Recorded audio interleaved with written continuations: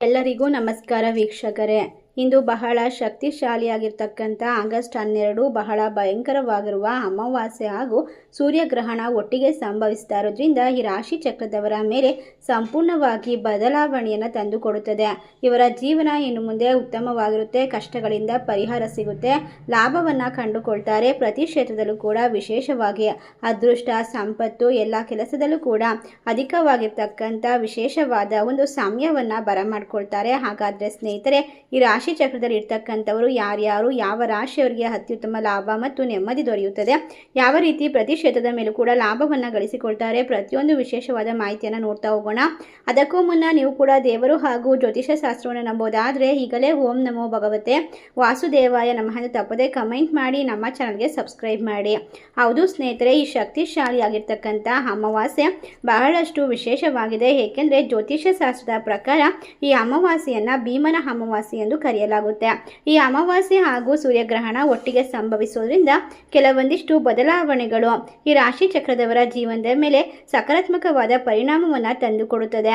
ಒಟ್ಟಾರೆಯಾಗಿ ಈ ರಾಶಿಯವರು ಮಣ್ಣು ಮುಟ್ಟಿದರೂ ಕೂಡ ಬಂಗಾರವಾಗುವಂತಹ ಸಮಯವನ್ನು ಬರಮಾಡ್ಕೊಳ್ತಾರೆ. ಪ್ರತಿ ಕಷ್ಟದಲ್ಲೂ ಕೂಡ ವಿಶೇಷವಾಗಿ ಲಾಭವನ್ನು ಕಂಡುಕೊಳ್ತಾರೆ. ಏಕೆಂದರೆ ಸ್ನೇಹಿತರೆ, ಈ ಒಂದು ಸೂರ್ಯಗ್ರಹಣ ಮತ್ತು ವಿಶೇಷವಾಗಿರುವಂತಹ ಅಮಾವಾಸ್ಯೆ ಕಾರಣದಿಂದಾಗಿ ಅಖಂಡ ರಾಜಯೋಗ, ಹಣದ ಸುರಿಮಳೆ, ಕಾಲಿಟ್ಟ ಕಡೆಯೆಲ್ಲ ಯಶಸ್ಸು, ವರ್ಷ ಪೂರ್ತಿ ಧನ ಸಂಪತ್ತಿನ ಪ್ರವಾಹ ಇವರ ಜೀವನದಲ್ಲಿ ಬರುತ್ತದೆ. ಮಹಾಶಿವನ ಸಂಪೂರ್ಣವಾದ ಆಶೀರ್ವಾದ, ಲಕ್ಷ್ಮೀ ದೇವಿಯ ಅನುಗ್ರಹ ಈ ರಾಶಿಯವರ ಬದುಕನ್ನು ಬದಲಾಯಿಸುತ್ತದೆ. ಪ್ರತಿ ಕೆಲಸದಲ್ಲೂ ಕೂಡ ಇವರು ವಿಶೇಷವಾಗಿ ಲಾಭವನ್ನು ಕಂಡುಕೊಳ್ತಾರೆ. ಈ ಅಮಾವಾಸ್ಯೆಯನ್ನು ನಾಗರ ಅಮಾವಾಸ್ಯೆ ಅಥವಾ ಶ್ರಾವಣ ಅಮಾವಾಸ್ಯೆ ಎಂದು ಕರೆಯುವಂಥದ್ದು. ಈ ಸಂಪೂರ್ಣವಾದ ಸೂರ್ಯಗ್ರಹಣವು ನಮ್ಮ ಭಾರತದಲ್ಲಿ ಗೋಚಾರವಾಗದೇ ಇದ್ರೂ ಕೂಡ ಅದರ ಪ್ರಭಾವ ಎಲ್ಲ ರಾಶಿಯವರ ಮೇಲೆ ಸಂಭವಿಸುತ್ತದೆ.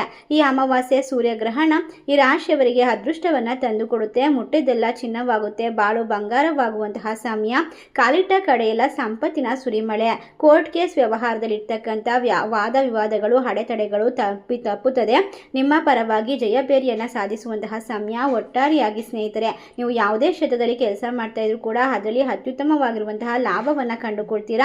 ಭಾರತದಲ್ಲಿ ಯಾವಾಗ ಗೋಚರಿಸುತ್ತದೆ, ಈ ಗ್ರಹಣದ ಆಚರಣೆ ಯಾವ ರೀತಿ ಇರಬೇಕು, ಎಲ್ಲವನ್ನ ಕೂಡ ಸಂಪೂರ್ಣವಾಗಿ ನೋಡ್ತಾ ಹೋಗೋಣ. ಈ 8 ರಾಶಿಯವರಿಗೆ ಇನ್ನು ಮುಂದೆ ಸಂಪೂರ್ಣವಾಗಿ ಅದೃಷ್ಟ ಕೈ ಹಿಡಿಯುತ್ತದೆ. ಸಂಪತ್ತಿನ ಒಂದು ವಿಶೇಷವಾದ ಲಾಭ ಸಿಗುತ್ತದೆ. ನಿಮ್ಮ ಮನಸ್ಸಿನಲ್ಲಿ ಇರ್ತಕ್ಕಂಥ ಪ್ರತಿಯೊಂದು ಬಯಕೆಗಳನ್ನು, ಆಸೆಗಳನ್ನು ಸಂಪೂರ್ಣ ಮಾಡ್ಕೊಳ್ಬಹುದು. ಈ ಸಂಪೂರ್ಣವಾಗಿರುವಂತಹ ಈ ವರ್ಷದ ಕೊನೆಯ ಒಂದು ಸೂರ್ಯಗ್ರಹಣದ ತಿಥಿಯನ್ನು ನೋಡೋದಾದ್ರೆ ಆಗಸ್ಟ್ 12ನೇ ತಾರೀಕಿನಂದು ಬುಧವಾರದ ದಿನ ಶ್ರೀ ಪರಾಭವ ನಾಮ ಸಂವತ್ಸರ ಆಷಾಢ ಮಾಸ ಗ್ರೀಷ್ಮ ಋತು ದಕ್ಷಯಾಯನ ಕೃಷ್ಣ ಪಕ್ಷದಲ್ಲಿ ಬರ್ತಕ್ಕಂಥ ವಿಶೇಷವಾಗಿರ್ತಕ್ಕಂಥ ಸೂರ್ಯಗ್ರಹಣವು ಸಂಭವಿಸುತ್ತಾ ಇರೋದ್ರಿಂದ ಜ್ಯೋತಿಷ ಶಾಸ್ತ್ರದ ಪ್ರಕಾರ ಸ್ನೇಹಿತರೆ 12 ರಾಶಿಯ ಮೇಲೆ ಒಳ್ಳೆಯ ಪ್ರಭಾವವನ್ನು ಬೀರುತ್ತದೆ. ಸೂರ್ಯನ ಸಂಪೂರ್ಣವಾದ ಅನುಗ್ರಹ ನಿಮ್ಮ ಮನಸ್ಸಿನ ಪ್ರತಿ ಬಯಕೆಗಳನ್ನು, ಆಸೆಗಳನ್ನು ನೆರವೇರಿಸೋಕೆ, ಆಸೆಗಳನ್ನು, ಆಕಾಂಕ್ಷೆಗಳನ್ನು ಸರ್ವಸಿದ್ಧಿ ಯೋಗದ ಮೂಲಕ ಸಂಪೂರ್ಣ ಮಾಡ್ಕೊಳ್ಳೋಕೆ ಆಶೀರ್ವಾದವನ್ನು ನೀಡೋದಾದರೆ ಒಂದು ಶಿವನ ಒಂದು ಅನುಗ್ರಹ ನಿಮ್ಮ ಗಂಡನ ಆಯುಷ್ಯ ಮತ್ತು ದೀರ್ಘಾಯುಷ್ಯಕ್ಕೆ ಒಂದು ವಿಶೇಷವಾಗಿ ಲಾಭವನ್ನು ತಂದುಕೊಡ್ತಕ್ಕಂತಹ ಸಮಯ. ಖಗೋಳಶಾಸ್ತ್ರದ ವಿಜ್ಞಾನದ ದೃಷ್ಟಿಯಿಂದ ಸಂಪೂರ್ಣವಾದ ಸೂರ್ಯಗ್ರಹಣ ಅಮಾವಾಸ್ಯೆ ಅತ್ಯಂತ ಅಪರೂಪದ ಘಟನೆಯೊಂದಿಗೆ ಗಮನಿಸಬೇಕಾದ ಪ್ರಮುಖ ವಿಷಯ ಏನಂದರೆ ಈ ಸಂಪೂರ್ಣ ಸೂರ್ಯಗ್ರಹಣವು ಭಾರತದಲ್ಲಿ ಗೋಚರವಾಗೋದಿಲ್ಲ. ಆದ್ದರಿಂದ ಭಾರತದಲ್ಲಿ ಸಂಪೂರ್ಣವಾದ ಸೂರ್ಯಗ್ರಹಣದ ನೇರವಾಗಿ ವೀಕ್ಷಿಸಲು ಸಾಧ್ಯವಿಲ್ಲ. ಈ ಸೂರ್ಯಗ್ರಹಣ ರಾತ್ರಿ ಸಮಯದಲ್ಲಿ ಅಂದರೆ 8 ಗಂಟೆ 30 ನಿಮಿಷಕ್ಕೆ ಪ್ರಾರಂಭವಾಗಿ ಮಧ್ಯರಾತ್ರಿ 1 ಗಂಟೆ 26 ನಿಮಿಷಕ್ಕೆ ಮುಕ್ತಾಯವಾಗುತ್ತದೆ. ಆದ್ದರಿಂದಾಗಿ ಸ್ನೇಹಿತರೆ, ಯಾರೂ ಹೆದರುವ ಅವಶ್ಯಕತೆ ಇಲ್ಲ. ಈ ಗ್ರಹಣದ ಗೋಚಾರ ಇರೋದಿಲ್ಲ. ಅದಕ್ಕೋಸ್ಕರ ನೀವು ಯಾವುದೇ ರೀತಿಯ ತೊಂದರೆಯನ್ನು ಕೂಡ ಅನುಭವಿಸುವಂಥದ್ದಿಲ್ಲ. ಆದರೆ ಭಯ ಪಡುವ ಅಗತ್ಯವಿಲ್ಲ. ಈ ಸಂದರ್ಭದಲ್ಲಿ ರಾಶಿಯವರಿಗೆ ಆತ್ಮಚಿಂತನೆ, ಪ್ರಾರ್ಥನೆ, ಮಂತ್ರ ಜಪ ಮತ್ತು ದಾನ ಧರ್ಮಕ್ಕೆ ಪರಿಗಣಿಸುವಂತಹ ಸೂಕ್ತ ಸಮಯ ಅಂತ ಹೇಳಲಾಗುತ್ತದೆ.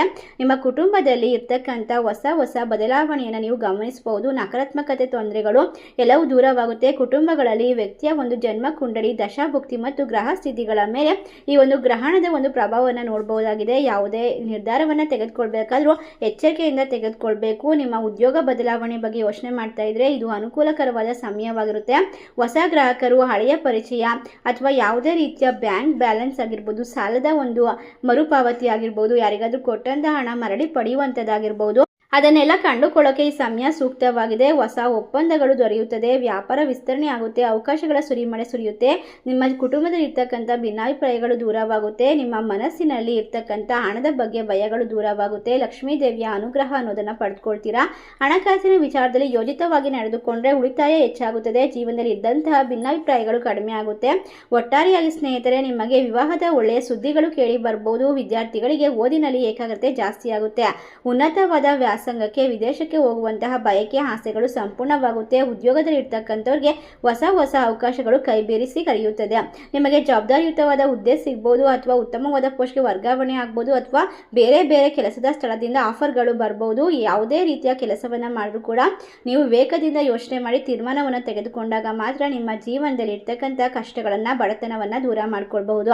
ಹೊಸ ಆದಾಯದ ಮೂಲಗಳನ್ನ ಸೃಷ್ಟಿ ಮಾಡ್ಕೊಳ್ಬಹುದು. ದೊಡ್ಡ ಹೂಡಿಕೆಯನ್ನ ಮಾಡುವ ಮೊದಲು ತಜ್ಞರ ಸಲಹೆಯನ್ನ ಪಡೆದುಕೊಳ್ಳೋದು ಬಹಳನೇ ಮುಖ್ಯ. ಇನ್ನು ಹಣಕಾಸಿನ ವಿಚಾರದಲ್ಲಿ ಶಿಸ್ತು ಮತ್ತು ಯೋಜನೆಯನ್ನು ಅನುಸರಿಸಿದರೆ ಮಾತ್ರ ಉತ್ತಮವಾದ ಫಲ ದೊರಕುವ ಸಾಧ್ಯತೆ ಇದೆ. ದಾಂಪತ್ಯದಲ್ಲಿ ಪರಸ್ಪರ ಸಕಾರಾತ್ಮಕವಾದ ಬದಲಾವಣೆಗಳು ತುಂಬಿರುತ್ತದೆ. ಗುರು ಹಿರಿಯರ ಆಶೀರ್ವಾದವನ್ನು ಪಡೆದುಕೊಳ್ಳೋಕೆ ಈ ಸಮಯ ಸೂಕ್ತವಾಗಿದೆ.